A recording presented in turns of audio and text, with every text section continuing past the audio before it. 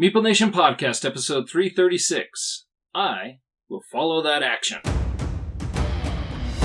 Welcome, citizens of Meeple Nation. For the next 30 minutes, sit back and enjoy. Meeple Nation Podcast is brought to you by GameToppersLLC.com. If you are looking to enhance your game room, enhance your game experience, make it so you want to go down and play games more often than just game night, we recommend picking up a Game Topper from GameToppersLLC.com. These things are absolutely gorgeous. Since I got mine a week and a half ago, 2 weeks ago, I am just looking forward constantly to going down and playing a game. And I've actually played a lot more games since I got my Game Topper than I did previous to it. So I highly recommend picking up a Game Topper. Go check them out, GameToppersLLC.com. We are the hosts of Meeple Nation. I am Logan Howard. I am Andy Holliday. And I am Nathan Howard.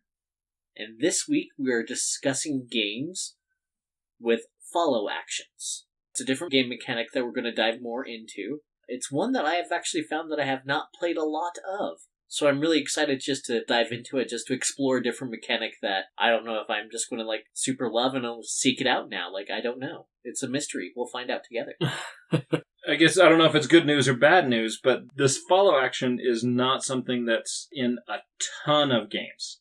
When I went to look for games, the list, I think it was maybe 62 games, if I recall correctly. Oh, way less than what were we looking at? Dice games? Just dice games. Yeah. That was 10,000 or something, yeah. So it's a little different. Yeah, this is a smaller group of mechanics, which means this is really going to be the only episode that we're going to dedicate to this follow mechanic. Going back to an episode we did a couple weeks ago, where we talked about Race for the Galaxy and Roll for the Galaxy. Race for the Galaxy, Andy, you can correct me if I'm wrong. Roll, you can do the same thing, right? Where Correct. You have the follow action. Race for the Galaxy, essentially, there are 5 phases. You have the Explore, Develop, Settle, Consume, Consume Trade, and Produce phase. Consume and Consume Trade are the same phase. None of those phases will be active during the game unless one of the players chooses that action. If they choose that action, they get a bonus for choosing that action. If I develop, I can play a development card, and that development card costs me 1 less. Or if I settle, I can draw a card. You just have that opportunity, but after I develop, everybody else is also going to get the opportunity to develop. They just don't get that bonus. The thing I thought that was a little bit unique about Race for the Galaxy and that follow action mechanic from a lot of other follow action mechanic games that I've played is you can have multiple people taking that same action. Whereas in Puerto Rico, for instance, once one person takes that action is not available to take for the rest of the round. Whereas you're putting your action cards down simultaneously, and everybody could have picked the Explore action, which means that's the only action you're taking. Everybody gets the bonus, but there's not really a follow action. But multiple people can take the same action.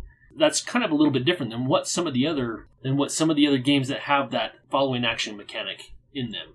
I mean, you bring up Puerto Rico. Puerto Rico is probably the primary game that used this follow action. Also super popular, also pretty well known. Yeah. Puerto Rico, each round, somebody's going to be the governor, and the governor has the first opportunity to pick one of the roles that are available. Roles include, there's the trader, craftsman, settler, captain, builder, or the mayor. If you are the builder, one of the more popular ones, it allows you to build a building, but that building is going to cost 1 doubloon less for you than it will the next player.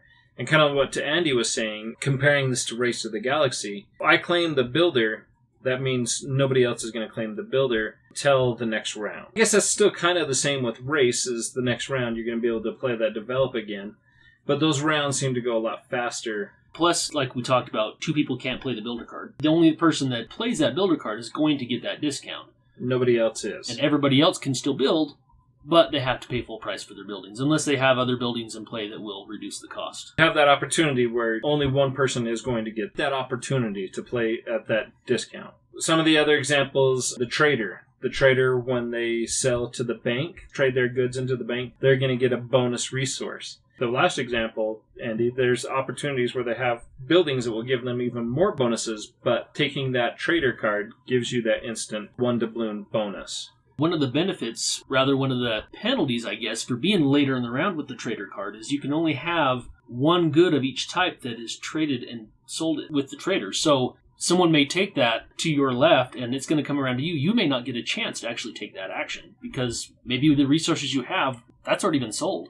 So you don't actually get to follow that action. So the trader is a little unique in that aspect with this game, because if you're later in the round when someone takes that, you just may be out of luck. Kind of want to make sure you're diversified in what you can produce, because most likely everybody's going to be producing indigo, and then sugar's the next cheapest one. So that's why everybody's kind of in a rush to produce that tobacco or produce that coffee even.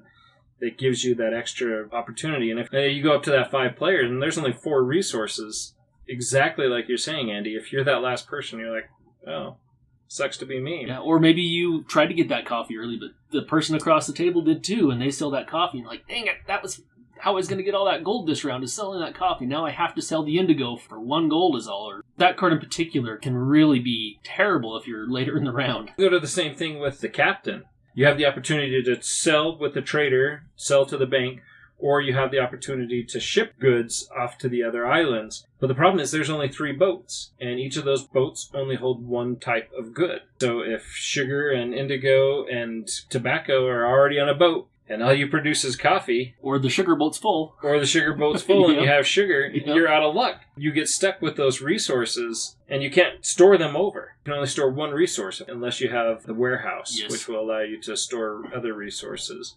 To deal with that, the governor of the round, the player that gets to pick the first action. Correct.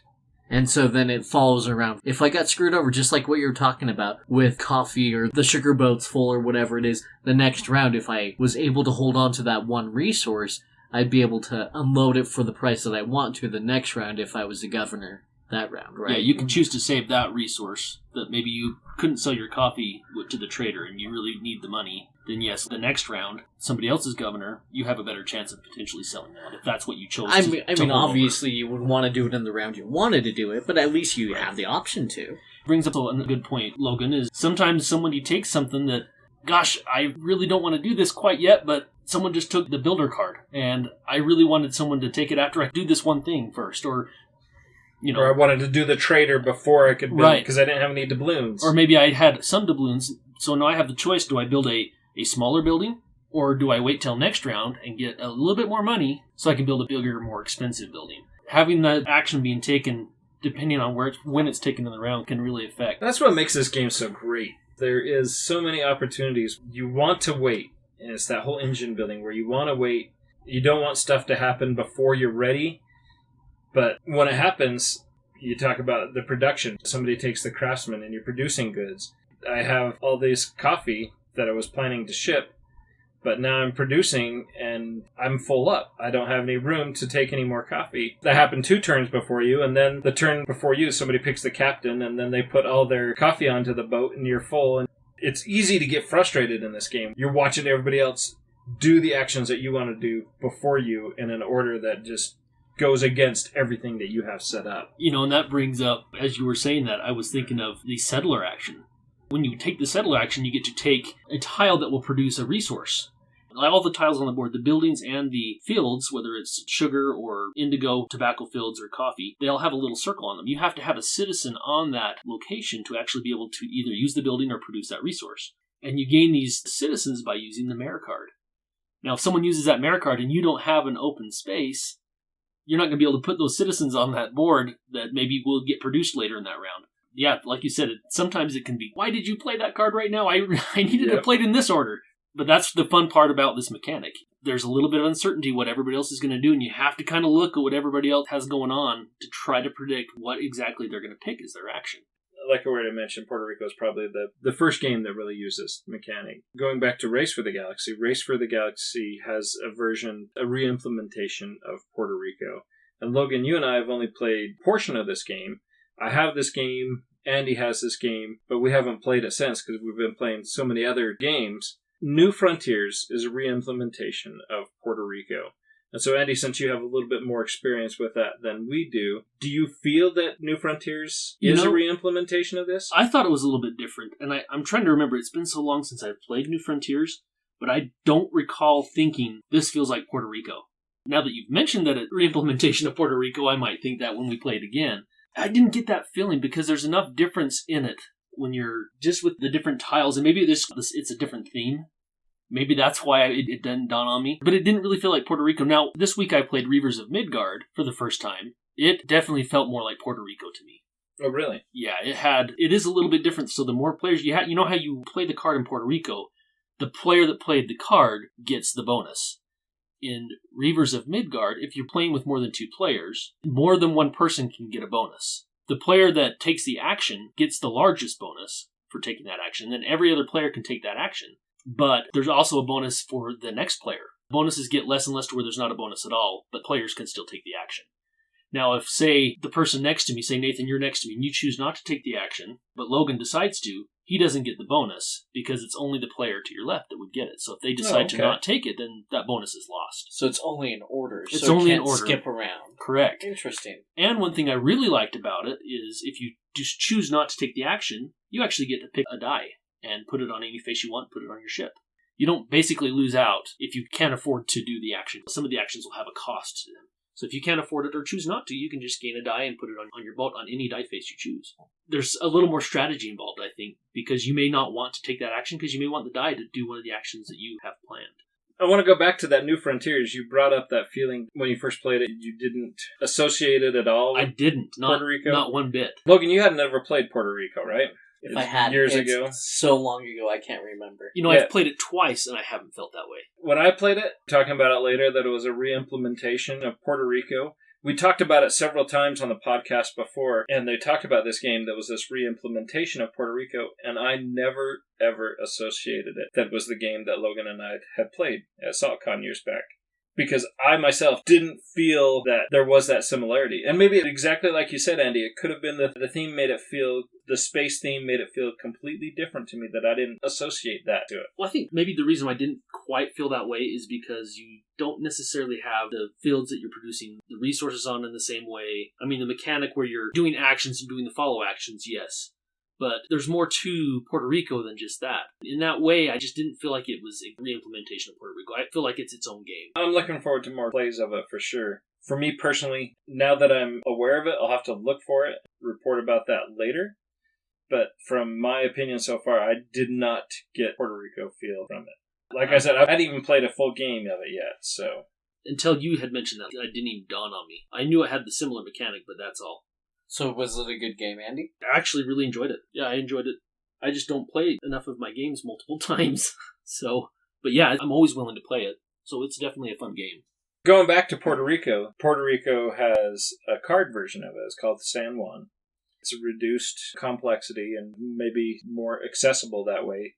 But it has all the same feels to it, where if somebody takes the builder, they get that discount. The next player can follow that builder action, but they don't get that discount. And you have all the same... So there's all the same roles that are in Puerto Rico. The mayor is missing because there's no way to put your citizens onto your plantation. But you have the trader, the captain, the settler, and the builder, where you're building those buildings. Similar to Race, where you have those cards in your hands are your resources. If you're going to pay for something, you got to discard cards in your hand.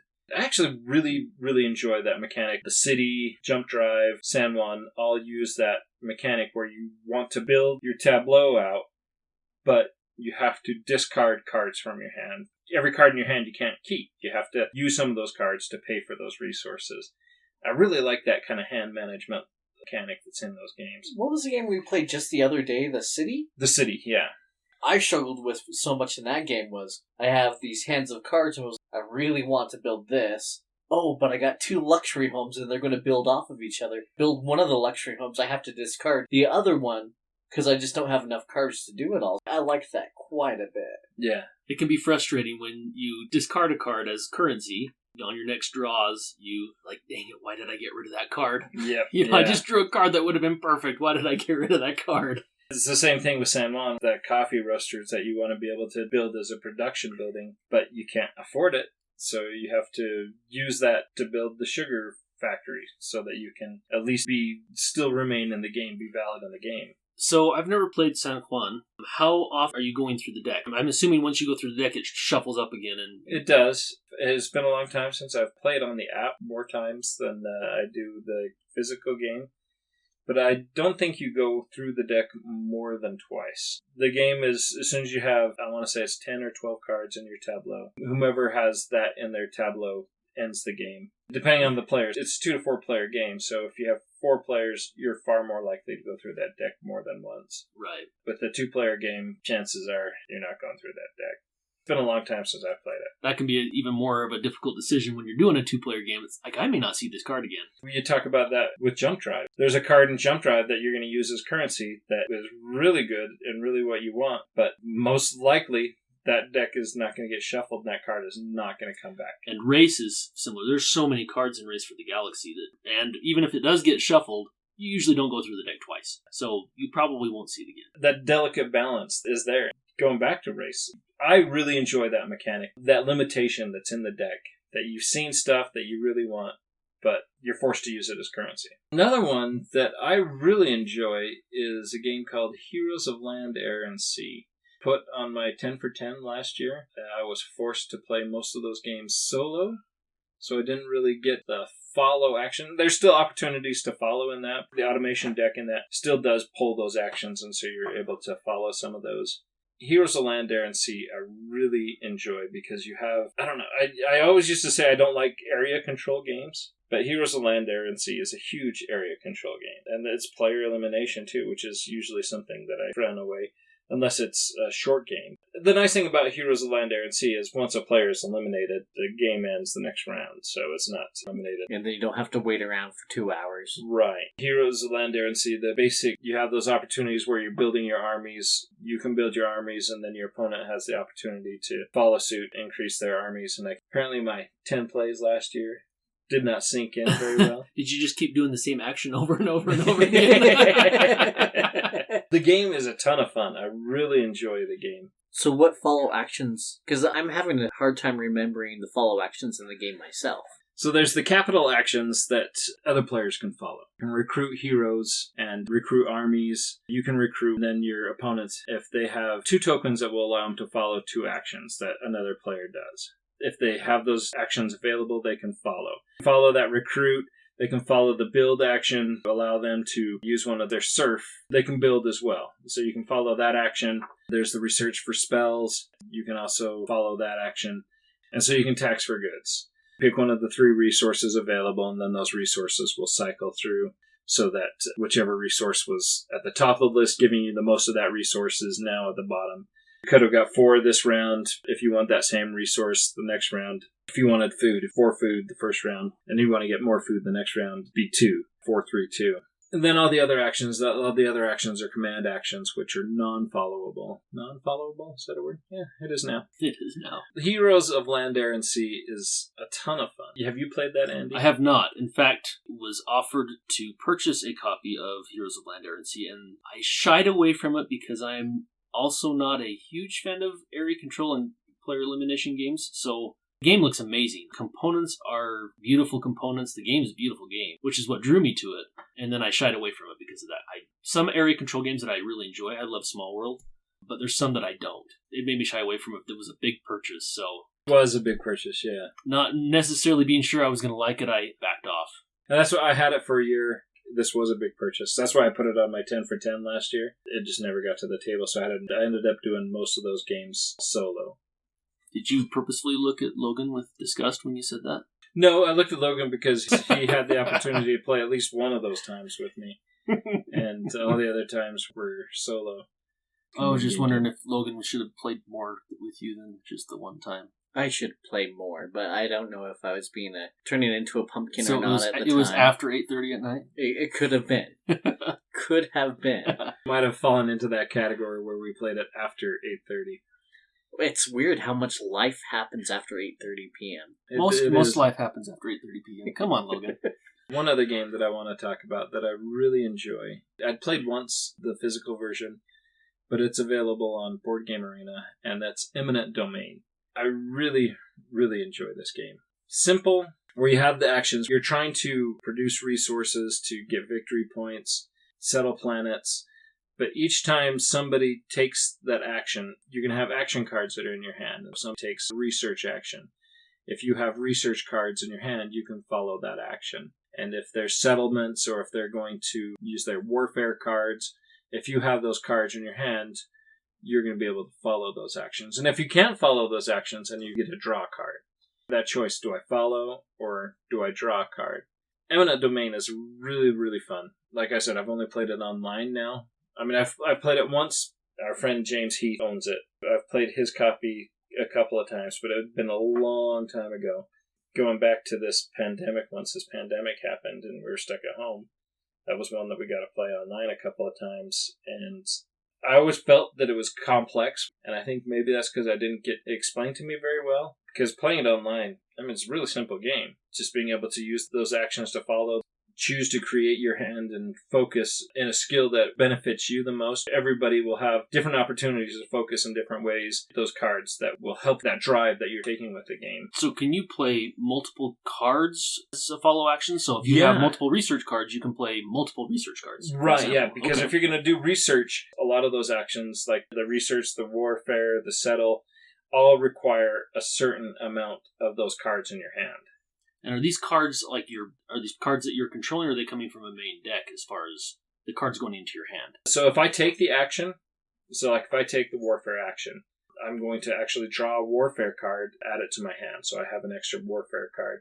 And then those cards are going to go into my discard pile. So if I am trying to overtake a planet, because you can stagger those actions over several turns, if you take warfare action, and I have warfare cards in my hand, I can begin my assault on a planet that I am hoping to conquer. And so I can put my 2 warfare cards on there. And then on my turn, when I'm taking my action, I can choose try to settle a different planet. And so instead of when you choose that action on your turn, instead of getting any bonus like we talk about in Puerto Rico or San Juan or Race for the Galaxy or New Frontiers, instead of getting any bonus, when I take that action, so if I take that warfare action or that settle action, the first thing I'm going to do is draw a warfare card or a settle card and add it to my hand. And then that gives me more ammunition to use to be able to complete that task that I'm trying to do. It's actually kind of cool because I like the fact that you have control over what shows up in your hand that way. Yes. And in subsequent turns, so at what point do you get cards from your discard pile back into your hand? If you go to draw and there's no cards in your draw pile, anything that's in your discard pile gets shuffled up. That's great. So then you run into the dilemma, do I focus in one thing or 2 things, or do I try to diversify so I can take advantage of all the action? Or if there's an action that you don't want to do, so like you don't want to settle, you have that opportunity where I want to get those settle cards out of my hand so I can partially settle a planet. My cards are there. Until I settle that planet, those cards are going to remain there in front of that. Not necessarily that that's a good strategy to use, because at some point you're going to want cards in your hands to be able to do other actions. But if I'm putting warfare cards down there, those warfare cards are on the board and never going to be in my draw deck until I either take that warfare action to add to that pile, then I can conquer that planet. All those go to my discard pile, and I have the opportunity for those cards to come back into my hand. That sounds like a lot of fun. I enjoy it quite a bit. That's Eminent Domain. There's games out there that we haven't talked about, but Twilight Imperium. I think that's the most frustrating thing, is that there's so many games out there, and like Eminent Domain, like the reason why it's not here anymore is because we just never got to it. And unfortunately, you didn't play it online until after the pandemic. You had a copy of it with all the expansions, and you culled it. I mean, like, it wasn't getting played. That's what's, I think, is so wonderful, is the amount of games that are out there that are just wonderful. Well, I mean, I guess that goes to your advantage, Andy, because it's tough for you to get rid of a game where I don't have the luxury of buying a new house for a new game room. I was going to say, like, I'm not in the position to be like, I need more storage. Let me buy a new house. But that's a life lesson. Nathan learned a life lesson last week. Yeah, I guess it was a couple weeks ago. Don't cull games. That's the life lesson, because you never know when you want to play it again. So should I just start inviting myself over to your house and then just saying, can I leave this year? You wouldn't be the first. So you look around here, there's a lot of games that are not mine. And it's kind of funny. Brent had a dream years ago where in his dream he got mad at me, and so he came up, pulled his van up into my backyard and started throw all the games in the back of his van, regardless if they were his or not. But for a long time, there were several of his games that were here, and there's several of Dennis's games here, Logan's games here, and even some of David's games are here. And you still have empty shelf space, so... Because everything's piled on the spare Watson. That's because I do cull some games, though, that I... Yes. There's a few I probably should cull, some that I've never played that I've owned for probably 10 years, so that I probably should maybe think about getting rid of. This year, I did one of my gaming goals this year was my 15 by 1, where I took 15 games off my shelf of shame to make sure that I would play those. Now, the trick is to add less than 15 games to that shelf of shame. Year over year? Yeah, to each year. But so far, I have definitely added more games to that shelf of shame than I have removed off that shelf of shame. The whole quarantine definitely did not work in your favor with that. For sure. Because there were games like Eminent Domain that you played that you've never played before, or if you played it before, it's been a long time, which you had a blast, and that's great. It definitely doesn't help with, oh yeah, I want to play Metal Dawn. Not like you played Metal Dawn online. And playing games online, you're limited to what is available there. Well, definitely an honorable mention. I think Nathan just quickly mentioned Twilight Imperium. That was my favorite game for a lot of years. It has been... My goodness, it's been a long time since I've played it, but that is a game that has follow actions as well. It's been so long since I've played it, I don't exactly remember what all the follow actions are, but that was a solid game. I've only played the second edition of it, but it's a lot of fun. You have Fort here, and I've never played Fort. Looked into getting Fort. It actually looks like a fun game. You're on a playground and trying to build your fort, and it actually looks like it could be a really fun game. There's a little bit of resource management in it. And Fort looks pretty good. Pretty simple, small game. Gotten a lot of interest, so we'll have to see how that one turns out. That's our dive into follow actions, and I think I've learned a lot. There's some games that I played that I guess I didn't understand fully that they were this mechanic. There are games I have enjoyed, like Heroes Legendary Sea. I would like to play that again, and it has that follow action, so it's something to look forward to. There was a couple others that we missed, or maybe one that you just really enjoyed. Let us know on our Facebook, Meeple Nation Off Air. We'd love to hear from you. Until next time. I will follow you. Or maybe I won't. Maybe it's not for my best. I don't even know where that song is from. I don't even know what you're talking about. It's an old song. It's an old song. I will follow you wherever you may go. Nobody tunes in to hear me sing. So we'll see you at the game table.